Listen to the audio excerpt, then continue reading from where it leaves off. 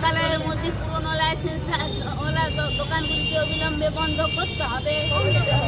এই দাবিতে আন্দোলন চলছে।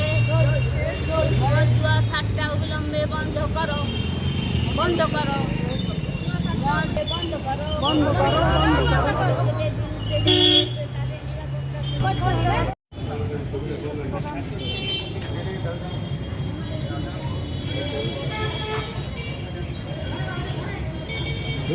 তোমরা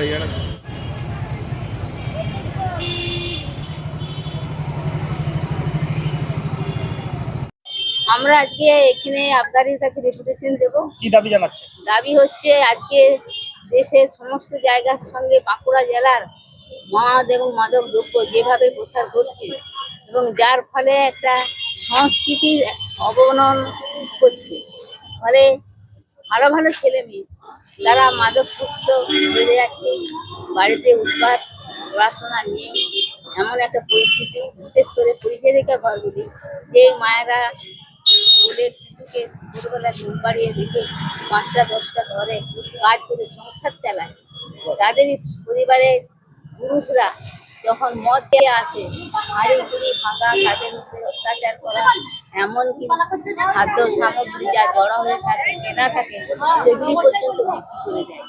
ফলে তারা আবার যখন ঠেকা দিতে যায়, যে আটক করতে যায়, সেই মেয়েদেরকেও হেনস্থা করা হয়।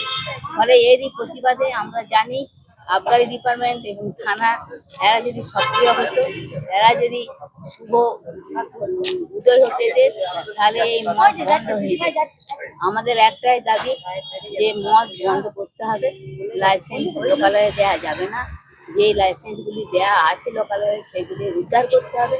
এবং আপনারা জানেন কিনা জানেন, এখানে বড় ঠেক আছে, একটি হচ্ছে আগয়া, যেখান থেকে প্রতিদিন 1.5 কেজি মদ আসে এবং এগুলি বিক্রি হয়, আরেকটি হচ্ছে মৌলডাঙ্গা। এই দুটি জায়গা হচ্ছে মূল কেন্দ্র।